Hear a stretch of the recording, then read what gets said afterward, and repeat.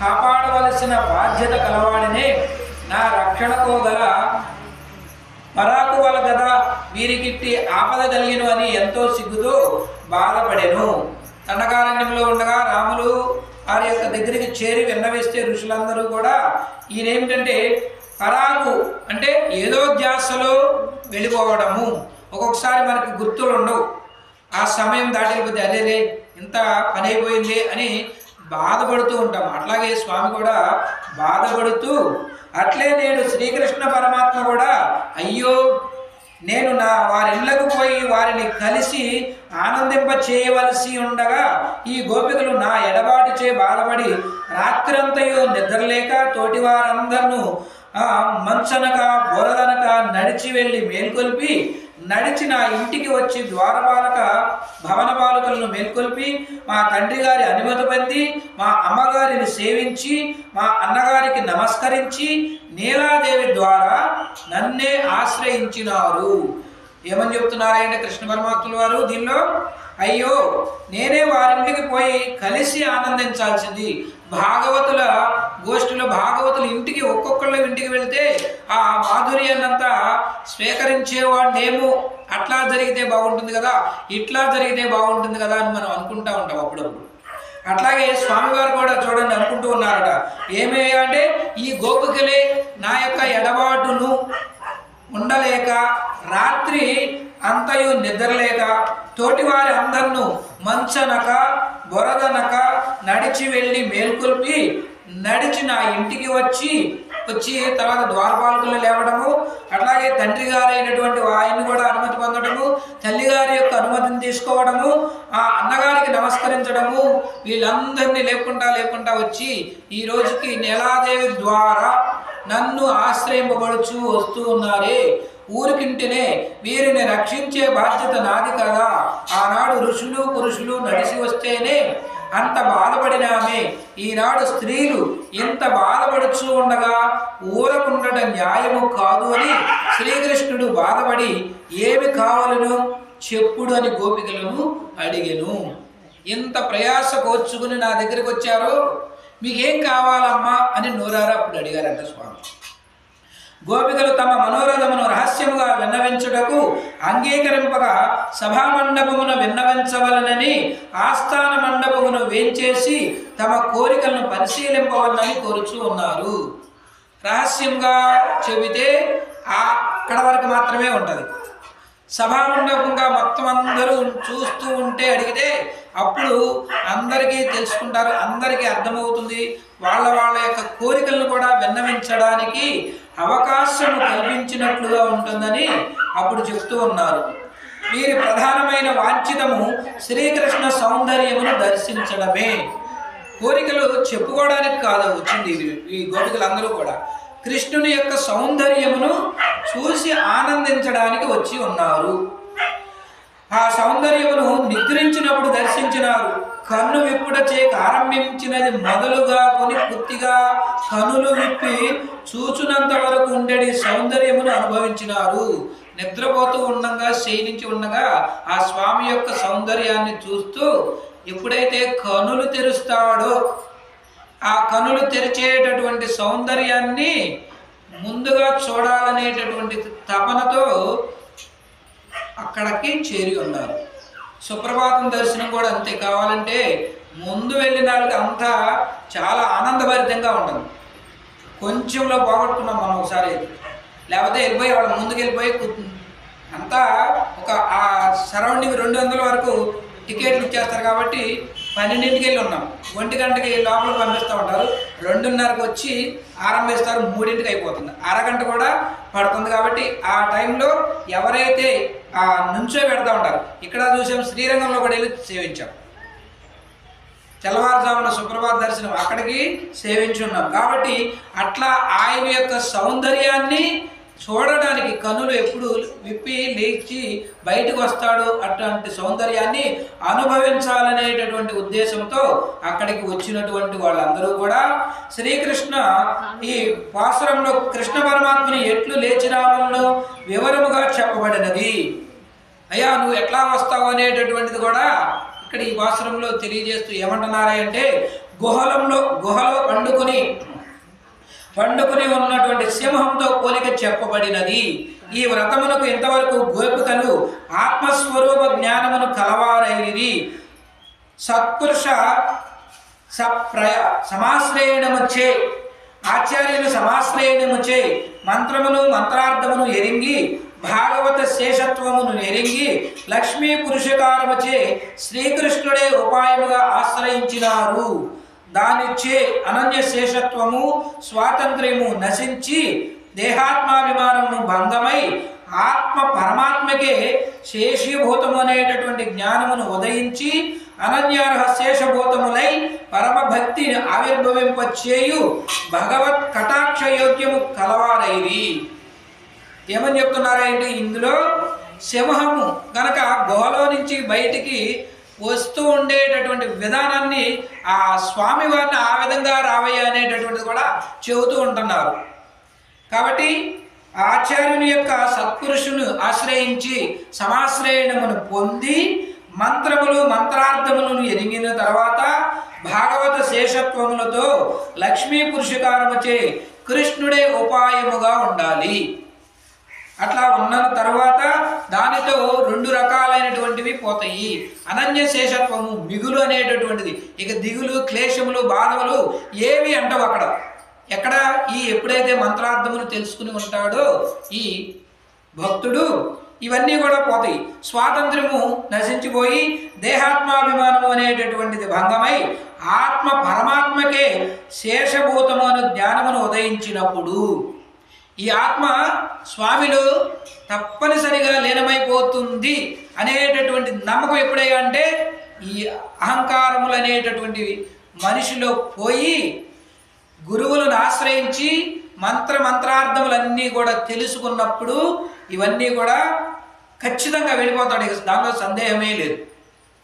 ఆత్మ అనేటటువంటిది స్వామిలో లీనమైపోయేటనేటటువంటి విషయాన్ని లక్ష్మిని ద్వారా పురుషకారము ద్వారా ఆశ్రయిస్తూ ఉంటాడు. ఆ జ్ఞానము ఉదయించిన అనన్య శేషభూతములైనటువంటి పరమభక్తి ఆవిర్భవించి భగవత్ కటాక్ష యోగ్యత కలవారు అవుతారు. ఇక వీరు చేయు ఉపాసనలో కారణతత్వము నెరిగి దానినే ధ్యానించుచు ఆ కారణమునే కార్యరూపమున అభివ్యక్తమును ఎరుంగవలను.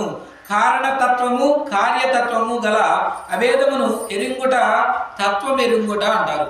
కారణము దానికి కారణం ఏదవుతుందో భూతము, అలాగే కార్యము చేయవలసినటువంటి పని.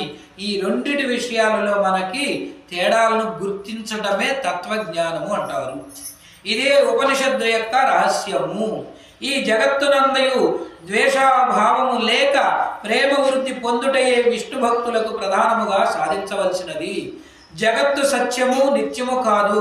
ఈ జగత్తంతా కూడా మన కంటికి కనిపించేదంతా కూడా సత్యమా కాదా అంటే సత్యమే, అబద్ధము కాదు. మరి ఇది ఎప్పుడు ఎట్లాంటిదంటే నిత్యము కాదు. మళ్ళీ ఎందువరకు నిత్యము కాదంటే మన ప్రాణం ఎంతవరకు అయితే ఉంటుందో అంతవరకే. అందుకని అక్కడ జగత్ అనేటటువంటిది సత్యమే, పరమాత్మ అనేటటువంటిది సత్యమే, కానీ ఇది ఎంతవరకు నిత్యము కాదు అని చెప్తూ ఉన్నారు. బాహ్యముగా కనబట్టు నామరూపములు నియతముగా ఉండవు, కానీ మూల పదార్థము సూక్ష్మముగా నుండు కారణావస్థలోని స్థూలముగా నుండి కార్యావస్థలో ఏకరూపముగానే ఉండును అని ఎరుంగవలెను. సూక్ష్మ పదార్థము మూలము ఏదైతే ఉంటుందో అది ఎప్పుడు కూడా మనకి కారణావస్థ నామం వరకే.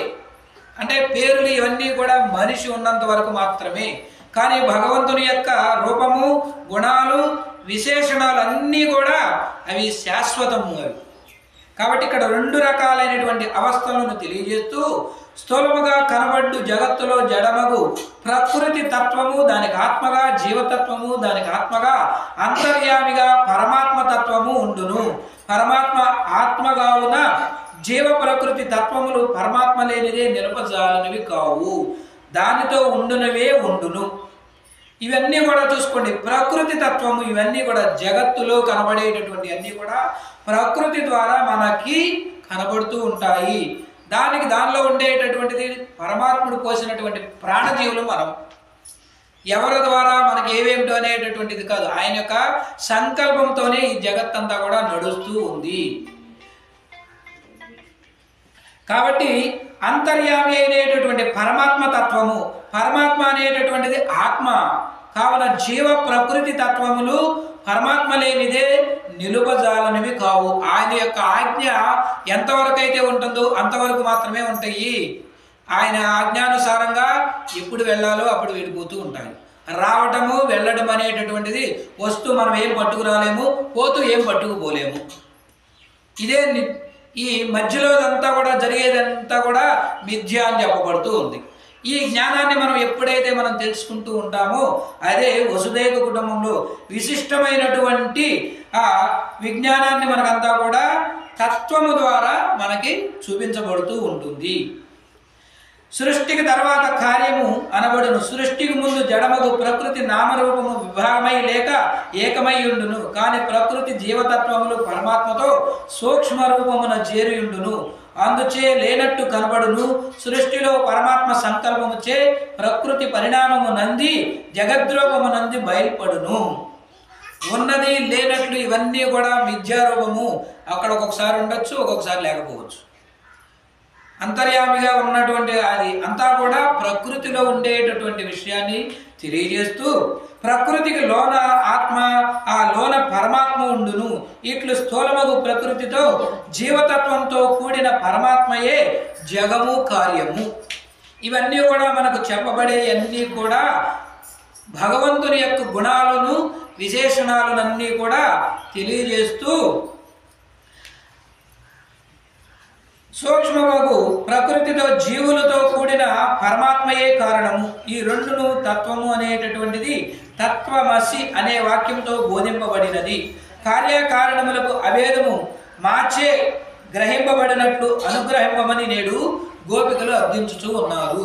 స్వామి నువ్వు చేసేటటువంటి అవన్నీ ఉన్నాయే, ఇవన్నీ కూడా మా ద్వారా చేయడానికి అవకాశం కల్పించవయ్యా అని గోపికలు వేడుకుంటూ ఇట్లు తెలిసినటువంటి జగత్తును ఏ పదార్థము చూచినను పరమాత్మకముగానే కనుక పరమాత్మ పర్యంతము బుద్ధిపోయి దాని యందు బాహ్యకార ఆ భేదానుభావం వచ్చే కలిగడి ద్వేష జుగుప్సాదులను కలగక ప్రేమ భావమును అంకురించును. అందుకై గోపికలు శ్రీకృష్ణుని వెలికి వచ్చి ఆ స్థానమును కూర్చుండి తమ మనోరథమును పరీక్షింపను అర్థించుచూ ఉన్నారు. గుహలో ముడుచుకుని పండుకుని ఉన్న సింహమే శరీరమును విదిల్చి చాచి బయటకు వచ్చును. లోనున్నప్పుడు ఉన్నదో లేదో ఉన్నట్లుగా వెలికి వచ్చినప్పుడు పెద్దగా కనపట్టును. గుహలోనున్న సింహమే కారణతత్వము. అది సూక్ష్మావస్థ యందున్న ప్రకృతితో జీవులతో చేరి ఉన్నటువంటి పరతత్వము శ్రీమన్నారాయణుడు. అన్ని కర్మలు కూడా అక్కడ మనకి జరిగి వెళ్ళిపోతూనే ఉంటాయి, ఏవి ఆగవు. ఇప్పుడు నేను పుట్టిని 79లో పుట్టాను చెప్తాం అనుకోండి, అక్కడి నుంచి పెరుగుతానే వచ్చేసాక అప్పటికి నా వయసు ఇంత అని చెప్తాం. కాబట్టి ఈ మధ్యలో జరిగినవన్నీ కూడా వెళ్ళిపోతూనే ఉంటాయి. ఈతి బాధలు, కష్ట సుఖాలు అన్నీ కూడా ఈ యొక్క శరీర దేహము పొంది ఉంటూనే ఉంది. ఇంకా ఎంతకాలం ఉంటుంది అంటే ఆయన ఎంతవరకు పెట్టాడో అంతవరకు ఉంటుంది. ఆయువు అనేటటువంటిది మనకి ఎంతవరకు ఉంటుందో అంతవరకు ఉంటుంది. కాబట్టి ఈ దేహంలో అన్ని రకాలైనటువంటివి వస్తూ ఉంటున్నాయి. భగవంతుడి మీద ప్రేమ కలగాలంటే ఇవన్నీ తగ్గిపోవాలి. అహంకారం ఉండకూడదు, ముందు దర్పం ఉండకూడదు. ఇవి నశిస్తే ఆటోమేటిక్గా అప్పుడు కలుగుతుంది చివరి దశలో. కాబట్టి ఇక్కడ ఏమని చెప్తున్నారంటే గుహలో నుంచి సింహము బయటికి వస్తే విదిలించుకుని వస్తుంది, మామూలుగా కూడా కాదు. రాజసం అంతా కూడా దానిలో కనబడుతూ ఉంటుంది. దాని నడకలో టీవీ కనబడతా ఉంటుంది. అన్నీ కూడా కంటికి కనిపిస్తూ ఉంటుంటే రాజసము ఆ సింహం నడిచి వచ్చేటటువంటి తీరులో మనం చూస్తూ ఉంటే అంతా కనబడుతూ ఉంటుంది. ఆహా ఎంతటి ఆ నడక సౌందర్యము అనేటటువంటిది ఒక్కొక్క దానికి మనం పోలికలు తీసుకొచ్చి ఒక్కొక్కసారి పోలుస్తూ ఉంటాము. అట్లాగే ఇక్కడ కూడా మనకి ఏమని చెప్తూ ఉన్నారు అంటే గుహలో సింహం ఉందా లేదా అనేటటువంటిది ఒక్కొక్కసారి కళ్ళు మూసుకుని వెళ్ళిపోయాం అనుకోండి, ఒక్కసారి అది గాండ్రించింది అనుకోండి, ఒరి బాబోయ్ ఏదో ఉందన్నట్టుగా బయట గవాల్ని పరిగెత్తుకుని బయటకు వచ్చేస్తూ ఉంటాం. అట్లాగే ఇక్కడ కూడా మాకు ఉన్నది లేనిది అనేటటువంటిది మా విషయాలన్నీ కూడా నీవే చూడాలి సుమాని గోపికలందరూ కూడా వేడుకొనొచ్చు. ప్రకృతితోనూ ఆ ప్రకృతి పరిణామములతో చేరి ఉన్న జీవులతోనూ చేరి ఉన్నటువంటి పరతత్వమగు శ్రీమన్నారాయణుడు లోన పొరున్న కృష్ణుడే వెలికి నడచి వచ్చి ఆ స్థానమును సింహాసనమును అలంకరించినట్లు కారణతత్వమే తన శరీరమును కదల్చి జగద్రూపమును ఉండును. ఈ రహస్యమును నెరింగిన గాని నారాయణ తత్వము తెలియదు. అది తెలిసిన గాని పరిపూర్ణమగు ప్రేమ ఆవిర్భవింపబడదు. అందుచే అర్జునునకు విశ్వరూప సందర్శనముచే భక్తి పరినిష్ఠితమైనట్లు గోపికలు నేటితో శ్రీకృష్ణుని యొక్క తత్వము పూర్తిగా అవగతమై పరిపూర్ణమైనటువంటి ప్రేమ దయ కలిగినాయి. కృష్ణ పరమాత్ముడు అర్జునుడికి విశ్వరూప సందర్శనం చేస్తే మొత్తం అప్పుడు కలిగింది. ఓహో, ఇదంతా కూడా ఆయన భయవేసిపోతుంది. జనాలందరినీ చూస్తే ఓరి బాబు నేను వీళ్ళందరినీ యుద్ధం చేయాలంటే రావాలి కాదంటే అప్పుడు మధ్యలోకి తీసుకెళ్ళిపోయి విశ్వరూప సందర్శనం భగవద్గీత మొత్తం అంతా చెప్పేశాడు. అక్కడ అయ్యా నువ్వేదో చేస్తున్నావు అనుకుంటున్నావేమో, నా ఆజ్ఞ అనుసారము కర్మ కర్త క్రియ ఈ 3 రూపాలలో అంతా కూడా జరిగి వెళ్ళిపోతూ ఉంటుంది. జీవుడు కర్మానుసారం భూమి మీదకి అవతరిస్తాడు. ఆ కర్మానుసారమును కర్మనే తింటూ వెళ్ళిపోతూ ఉంటాడు. రోజు మనం తినేది ఏమిటంటే అన్నమేగా, ఒరన్నంగా వేరే ఇతరమైనటువంటి పదార్థాలు రోజుకు మార్పులు ఏమైనా ఉంటాయంటే ఉండవు. అది మరలా ఎట్లా వస్తుంది? పంట రూపంలో మళ్ళీ వస్తుంది. సంవత్సరంలో మరలా తిరిగి వస్తూనే ఉంటుంది. పండించడం నిత్యం అదే పనులు మనకి. రైతు పని రైతు చేసుకుంటా వెళ్తూ ఉంటాడు, డాక్టర్ పని డాక్టర్ చేసుకుంటా వెళ్ళిపోతూ ఉంటాడు, టీచర్ పని టీచర్ చేసుకుంటా వెళ్ళిపోతూ ఉంటారు. ఎవరి పనులు వారు కర్మానుసారంగా 3 రకాలుగా చెప్పబడింది ఇక్కడ మనకి. కర్త కర్మ క్రియ అనేటటువంటి పనుల ద్వారా చేసుకుంటా వెళ్ళిపోతూ ఉంటారయ్యా. ఇదేదో నువ్వు నేను చేస్తుందనేటటువంటిది కాదని జ్ఞానబోధ చేస్తే అప్పుడు కలిగినటువంటిది దయతో అక్కడ జరిగిపోతూ వెళ్ళిపోయి ఉంది. అదేవిధంగా ఇక్కడ గోపికలు కూడా 23వ పాసురంలో మనకు చెబుతూ మారిమళై ముళింగల్ మన్ని కిడందున్నం సిరియ సింగం మరి విలత్తు వేరు మయిర్ పాంగ విప్పాడం పెరుందుదరిన్ మూరి నిమరందు మళింగల్ పురం పట్టు పోదురుమా పోలే நீ பூ பூவை வண்ணா உன் கோயில் நிறங்கன் புறந்தில் கோப்படியும் சீரிய சிங்காசனத் திறந்து யாம் வந்து కార్యాడమ ఆరాయి అందు ఏలోరింపావాయ్. మారి అంటే వర్షాకాలములో మలై పర్వతము యొక్క ములింగల్ గుహలో మున్ని నిశ్చలముగా కిడందు పొరుండి ఉరంగం నిద్రించుచున్నటువంటి శీర్యసింగం శౌర్యము కల సింహము అరవిరత్తు తెలుగు తెచ్చుకుని తీ క్రూరముగా విలత్తు చూచి వేరి పరిమళము గల మయర్ వెంట్రుకలు కాంగ నిగుడుగా ఎప్పాడం అన్ని వైపులు తెరందు కదలి ఉదరి దులుపుకుని 3 నిమరందు బాగుగా సాగి ముళింగి గర్జించినటువంటి పురపట్టు బయలు వెడలినది. పోదుమా పోలే సాగిపోవునట్లుగా పూవైవన్న కానుగుగా పువ్వు వంటి ఛాయగలవాడా నీవు ఉన్ కొయ్యలన్నెండ్రు నీ భవనమునండి ఇంగే ఇట్లే కొందురులి వేంచేసి కోప్పడియా. మనోహరమగు సన్నివేశములు గల సీరియ సింహాసనత్తు శ్రేష్టమైనటువంటి సింహాసనమును ఇరందు కూర్చుండి యా మేము వంది వచ్చిన కార్యమును అరాయందు పరిశీలించి అరుల్ కృపజేయుము.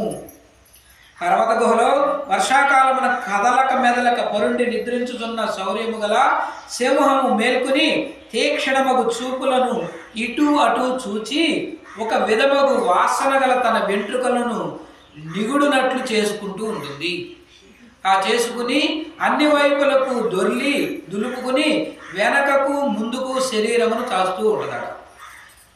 నిద్ర నుంచి లేచినటువంటి ఏ ప్రాణులైనా సరే అట్లా ఒళ్ళు విచ్చుకుంటూనే ఉంటాయి. కుక్కలు కూడా అంతే, ముందుకి వెనక్కి సాగు తీస్తూ ఉంటాయి. ఏ జీవైనా సరే ప్రాణగుడ్లు అట్లాగే మనం కూడా లేస్తే చేతులు పైకెత్తడంగా అట్లా ఆ విధముగా చాసినటువంటి విధంగా చాసి గర్జించి గుహ నుండి వేలువడుచు వచ్చున్నట్లు, ఓ అతసీ పుష్ప సవర్ణ, నీవు నీ భవనము నుండి ఇట్లే బయటకు వేంచేసి రమణీయమైనటువంటి సన్నివేశములు గల లోకోత్తరమగు సింహాసనమును అధిష్ఠించి మేము వచ్చిన కార్యమును ఎరుంగా ప్రార్థించుచూ ఉన్నాము. మేము నీ కోసమై వచ్చి ఏ విధంగా ప్రార్థించుతూ ఉన్నామో తెలియజేస్తూ ఉంటున్నారు ఈ యొక్క పాశ్రంలో ఆ గోపికలు. లోకంలో వర్షాకాలము యోగులకు, ఆ విరహులకు, కవులకు, రాజులకు కూడా ముఖ్యమైనటువంటి కాలము.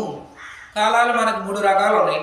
ఎండాకాలము చైత్రమాసంతో ఆరంభమవుతుంది, అది తర్వాత వర్షాకాలము, తర్వాత శీతాకాలము. కాబట్టి ఇక్కడ ఏమంటున్నారండి, లోకంలో వర్షాకాలమున యోగులకు, విరహులకు లెగవలేకుండా ఉంటారు. ఎప్పుడు విరహం అంటే విరహ వేదనే, మంచం దిగి బయటకు రావడానికి చాలా ఇబ్బందులు పడుతూ ఉంటారు. కవులకు కూడా ముఖ్యమైనటువంటి కాలం ఈ వర్షాకాలమున. యతులు చాతుర్మాస్యమును చేసి సర్వదా భగవద్ ధ్యానమును నిమగ్నమై ఉందురు. 4 నెలల కాలముని చాతుర్యాసము అనేటటువంటి దీక్షను చేస్తూ ఉంటారు యతులు. ప్రేయసీ ప్రియులు ఒకరినొకరు విడిచి ఉన్నవారు దూరముగా ఉండలేక కలుయుటకు యత్నించిరి. వర్షాకాలమున మేఘదర్శమున భావోద్రేకములు కలవారై కవులు కవిత ప్రాదుర్భావము కలవారగుదురు. రాజులు వర్షాకాలమున యుద్ధములు మాని వర్షముచే మార్గములు నిమ్నమోత్తనములు తెలియనట్లు అట్లే వైరములుండి లేనట్లు ఈ కాలమున శ్రీమన్నారాయణుడు శ్రీవైకుంఠమున యోగ నిద్ర కలితుడై ఉండును. వర్షాకాలంలో మన యొక్క శ్రీమన్నారాయణ స్వామి వైకుంఠంలో యోగ నిద్రలో ఉండి ఉంటారు. వర్షాకాలమున సింహములు మృగయ అనిహారమును మాని గుహలో ఆడు సింహములతో కలిసి హాయిగా వడలు తెలియక నిద్రించుచూ ఉండును. ఈ 4 నెలల పాటు కూడా ఆహారము తిన్నా తినకపోయినా వాటికి అలవాటు ప్రకారంగా అవి జీవనము సాగించుకుంటూ వెళ్ళిపోతుంటాయి. ఆడసింహములతో కలిసి ఆ శరీర ఆ వడలు అనేటటువంటి ఏమిటంటే శరీరములు అనేటటువంటి ఆ ఇంద్రియములు, ఈ కాళ్ళు అన్ని చేతులన్నీ కూడా ఈ 2 కూడా పరస్పరము ఆడసింహము మగసింహము కూడా ఈ వర్షాకాలం అన్ని నాళ్ళు కూడా గుహలోనే కాలము గడుపుతూ ఉంటాయి. శ్రీరామచంద్రుడు సీతావియోగంతో బాధపడుచు సుగ్రీవునకు తోడుపడి వాలిని చంపియు వర్షాకాలమును వచ్చుటచే ఆ 4 మాసములు తనకు రావణునిపై గల వైర్యమును మరచి ఆ మాల్యావత్ పర్వతమున గుహలో లక్ష్మణునితో నివసించెను. వర్షాకాలమున సుగ్రీవుడు భార్యావియోగముతో బాధపడి రాజ్యమును భార్యను పొంది రామునకు తాను చేసిన ప్రతిజ్ఞను కూడా మరచి హాయిగా భోగించుచూ ఉండెను. రాముల వారేమో లక్ష్మణునితో ఒక మాల్యవత్ పర్వతమున ఉంటే, ఈ సుగ్రీవుడేమో అట్లాగే ఆ భార్యను పొంది రామునకు తాను చేసినటువంటి ప్రతిజ్ఞను మర్చిపోయి హాయిగా ఉంటూ ఉన్నాడు. శ్రీరామచంద్రుడు ఆకాశమున వ్యాపించిన మేఘబంతులను చూచి దూరముగానున్న తన ప్రియురాలికై బాధపడుతూ విలపించుతూ ఉండేను. వాల్మీకి, కాళిదాసు, శూద్రకుడు మొన్నగు మహాకవులు ఆ వర్ష ఋతువు యొక్క వర్ణను తమ కవిత ప్రాభవమున వెళ్ళి విరిసినారు. వార్షికమగు మేఘమును దూతగా కల్పించి కాళిదాసు మేఘదూతమును మహాకావ్యమును నిర్మించెను. వర్షాకాలంలో అయ్యా నువ్వు ఎంతకాలము కురుస్తావో ఒక్కొక్కసారి మాకు తెలియజేస్తే మేము సర్దుకునే కొన్ని ఉంటాయి, కాబట్టి ఆ పనులన్నీ చేసుకుంటూ ఉంటామని అనేటటువంటి ఉద్దేశంతో కాళిదాసు ఆ యొక్క కావ్యమును రచించడం జరిగినది. అట్లాగే ఈ కాలంలో మేఘముల నుండి వచ్చిన నీటిచే లోకమునంతను సుఖముగా పంటలతో పాడితో హాయిగా ఉండుతూ ఆ సాయపడేది అనేటటువంటిది కాలము. ఈ కాలము ముందు 4 నెలలకు వేసవి, తర్వాత 4 నెలలు చలికాలము, ఈ మధ్యలో ఉండేటటువంటిది వర్షాకాలాన్ని దీన్ని సంధికాలము అంటారు. ముందేమో విపరీతమైనటువంటి ఎండలు, తర్వాత ఏమో విపరీతమైనటువంటి చలి, ఈ రెండింటి మధ్య ఉండేటటువంటి కాలాలనే సంధికాలం అని చెప్పబడుతూ ఉంది. ఈ వర్షాకాలమే రాబో పంటలకు హేతువై ఆ పంటలచే దేశమంతయు సుఖముగా ఉండుటకు కారణమవుతూ ఉంటుంది. వర్షాకాలం ఒక్కొక్కసారి వర్షాభావ పరిస్థితులు చూస్తే పంటలు కూడా లేనటువంటి దుర్భిక్షము అనేటటువంటిది, కరువు కాటకాలు కూడా ఏర్పడినటువంటి పరిస్థితులు కూడా మనము చూసే ఉంటాము. ఇది బాహ్యమగు వర్షము యొక్క వైభవము. ఇక అంతరముగా మనలో సంభవించు వర్షం ఒకటి కలదు, దానిని యామనాచార్యులు వారు ఇట్లు వర్ణించిరి. ఇది ఏమిటంటే బాహ్యముగా కంటికి కనిపించేటటువంటిది ఆ యొక్క వర్ణన. మరి లోపల ఉండేటటువంటి వర్ణన ఏమిటి అనేటటువంటి విషయాన్ని యామనాచార్యులు వారు ఈ విధంగా తెలియజేస్తూ, అనికేత అనాథ దిగ్ముఖే బహుదా సంతత దుఃఖవర్షిణి భగవాన్ భగవద్దుర్దినే పందు స్ఖలితం మా మవలోకయాచ్యుత. దేహమునకు ఆత్మకు గల భేదమును ఎరుంగలేనట్లు చేయు అజ్ఞానమే మేఘము.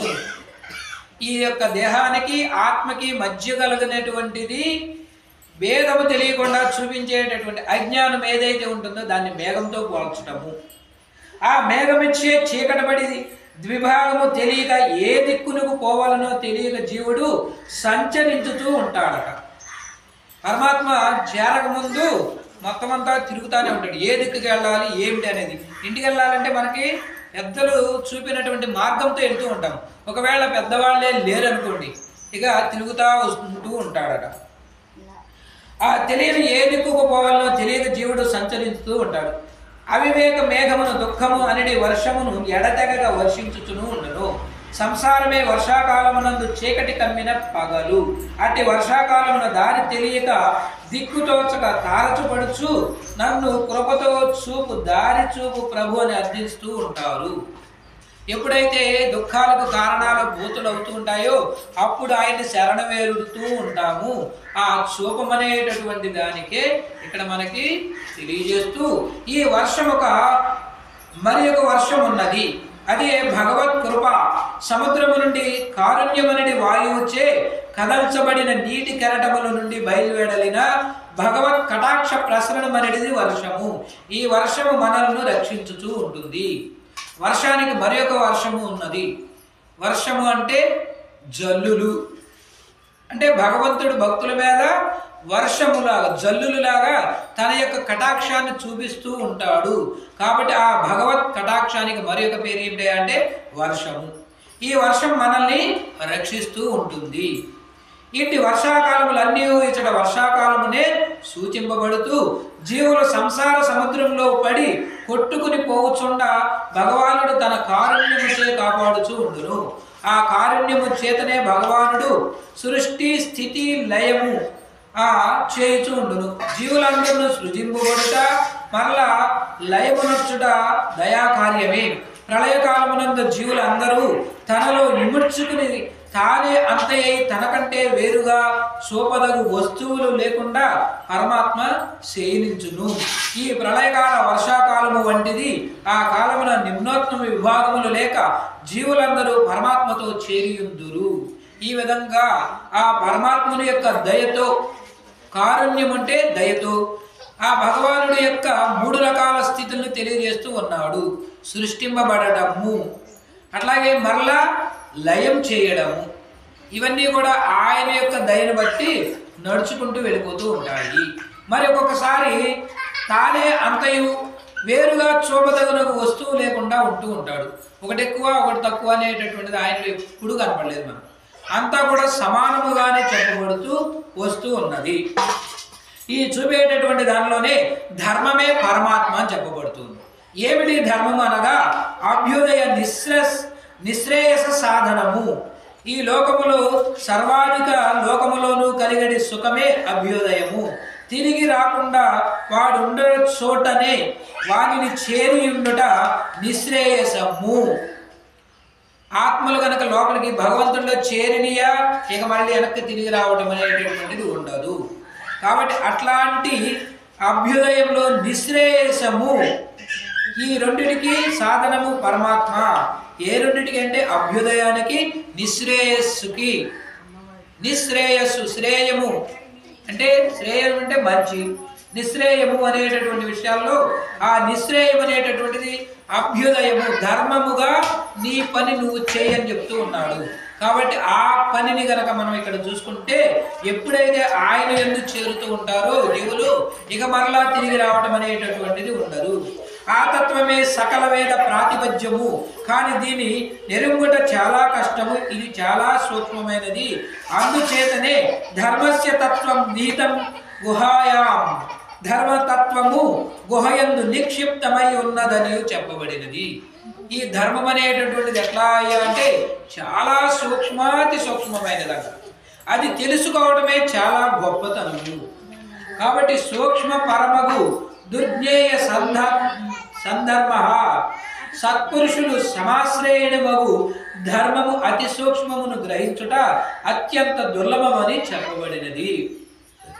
భరద్వాజునకు వేదములు పర్వతములుగా కనిపించినట్లు చేసినటువంటి కథ మనకు తెలియను కదా. అట్టి పర్వత రూపమగు వేదములలో ఎవ్వరును ఎరుంగజాలనట్లు పరమాత్మ తత్వము నిక్షిప్తమై ఉండును. పర్వత గుహలో సింహము వర్షాకాలమున మరి కదలలేదేమో అన్నట్లు పరుండి నిద్రపోవచ్చు ఉండును. అట్లే పరమాత్మ కూడా సృష్టికి ముందు ప్రళయమున మరలా తిరిగి జగద్రూపమున పరిణమించునో లేదో అన్నట్లు, అసలు ఉన్నదో లేదో అన్నట్లు సేవించుతూ ఉంటాడు. అందుచేతనే వేదములు కూడా ఉన్నది లేదు అని రెండు విధములుగా మనకి చెప్పును. జగద్రూపమున పరిణమించినటువంటి నామరూపాత్మకు కనపట్టకపోవచ్చే లేనట్లు ఉండును. కావున అది అసత్తు అనబడును. కారణ రూపమున సూక్ష్మ రూపమునుండును, కావున అది సత్తు అనబడును. కంటికి కనిపించడము, కంటికి లేనటువంటిది చెప్పబడేటటువంటి రెండు విషయాలలో సత్తు అసత్తులాగా మనకి తెలియజేస్తూ, ప్రళయమున సృష్టి యందు ముందుండు పరమాత్మ సర్వ జగత్తును భక్షించి సేవించుచూ ఉండును.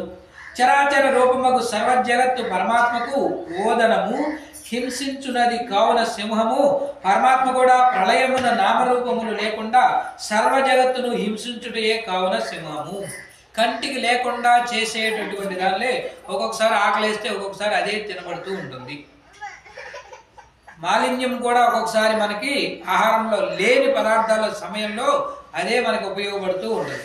ఆ విధంగా ఉన్నది లేనిది అనేటటువంటి భ్రమ తెలుసుకోవడమే దానిలో ఉండేటటువంటి గొప్పతనము.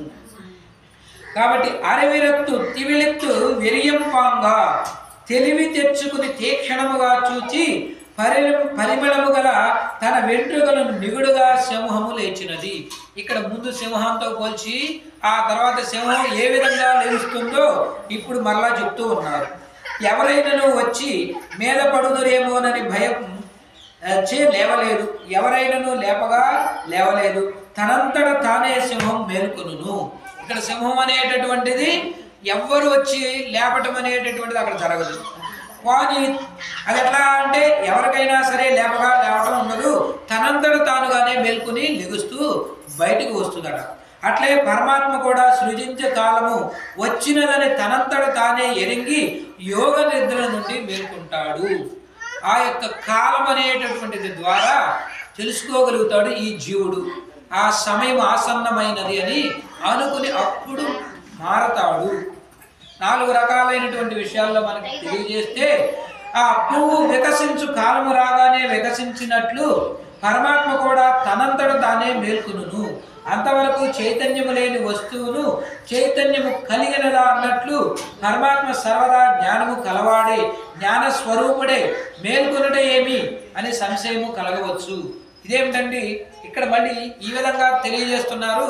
ఆయన ఎప్పుడూ కూడా సర్వదా జ్ఞానము కలిగి ఉంటాడు, జ్ఞాన స్వరూపుడు, మరలా ఆయన మేల్కొల్పాల్సినటువంటి అవసరం ఎందుకు వచ్చింది అనేటటువంటిది ఒక అనుమానం కలిగితే, సృష్టి అనగా చేతనములు వారి వారి కర్మానుగుణములు శరీరమును సృజించి అందు చేర్చుటకు తగిన సమయము వచ్చిందని గుర్తించుటకే కారణతత్వంలోని ప్రథమ స్పందన.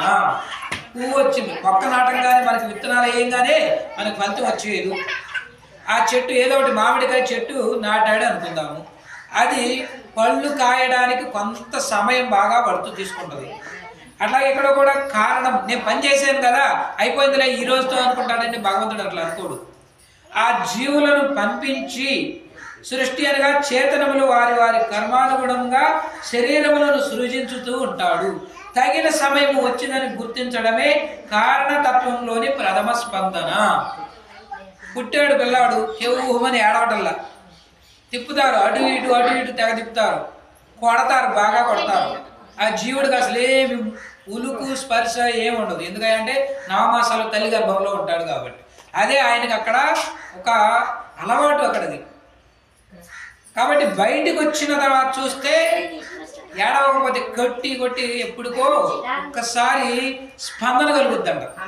ఆ స్పందన కలగడమే ప్రథమ స్పందన, కార్యత్వంలో మొట్టమొదటిది. అది మేల్కొనుట అంతేగాని ఇంతకాలము తెలివి లేక ఈనాడు తెలివి వచ్చిందని అర్థము కాదు. పరమాత్మ నిద్ర తామస నిద్ర కాదు, ఇది యోగ నిద్ర. వర్షాకాలం ఆరంభంలోనే ఆయన నిద్రపోతూ ఉన్నాడంటే అది యోగ నిద్ర. తెలిసి తెలియని నిద్ర అంటూ ఉంటుంది, కోడి నిద్రపోతూ ఉంటుంది. దానిలో అని మనం అనుకుంటే అది ఒక్కొక్కసారి మెలుగుగానే వస్తుంది. కుక్క కూడా అంతే, ఇంత అలిగడైతే లేదు, చటుకులు వేసి కూర్చుంటుంది, అలిగడికే లేస్తూ ఉంటుంది. అట్లాగే ఇక్కడ కూడా ఏమని చెప్తున్నారండి, యోగ నిద్ర ద్వారా మనకి తెలియజేస్తూ అట్లా చేరుటకు ఉపాయము తన శరీరమును ప్రకృతిని కదుల్చుటకు సిద్ధపడుటే మేల్కొనుట. ఈ విధముగా మన యొక్క సింహం ఏ విధంగా మేల్కొంటుంది, ఎవరు వచ్చి లేపడము కాదు, ఆయన్ని తనంతటకు తానుగా లెగిచి రావడము. ఏ పాడం పెరుందుధరి మూరి నిమరిందున్, అన్ని వైపులకు లేచిన తరువాత కదలి వడలను విరుచుకుని ముందునకు సింహము లేచి వచ్చినప్పుడు చేయు చేష్టలన్నింటినీ చక్కగా వర్ణిస్తూ ఉన్నారు.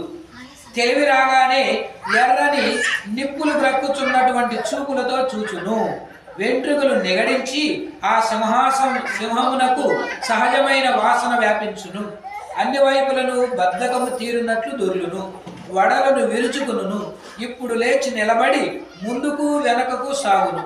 ప్రబోధ సమయమున జంతువులు చేయు చేష్టలను స్వభావ సిద్ధముగా మనోహరముగా ఎందు వర్ణించెను. సాయంత్రం పూట ఏమన్నా పక్షులు కానీ గూటికి చేరేటప్పుడు ఈ విధమైనటువంటి ఒళ్ళు విరచుకోవడము కనబడదు. ఇప్పుడే అంటే ప్రభాత దర్శనంలో సూర్యోదయం చీకటి అజ్ఞానము అనేటటువంటి దానికి తొలగితే జ్ఞానోదయం అయితే ఈ జీవుడు ఏమి చేస్తూ ఉంటాడో అదేవిధంగా సింహం కూడా లెగిసి వెంట్రుకలు తన యొక్క వాసన అప్పుడు బయటికి చుట్టుపక్కల ఏమేమి ఉన్నాయా అని చూస్తూ ఉంటుందంట. చిన్నప్పుడు మేము చదువుకున్నాం, సింహం చిట్టెలుక తెగ ఆడుతూ ఉంటుంటే ఒక్కసారిగా పట్టుకుండదు. ఇది బ్రతిమాలతో ఏమిటంటే సింహాన్ని వేడుకుంటూ ఉంటుంది, ఆగు స్వామి, నన్ను తొందరపడి తినేమాక నీకు ఎప్పటికప్పుడు నీకు అపకారం వస్తే నేను కాపాడుతానని చెప్తుంది. సరే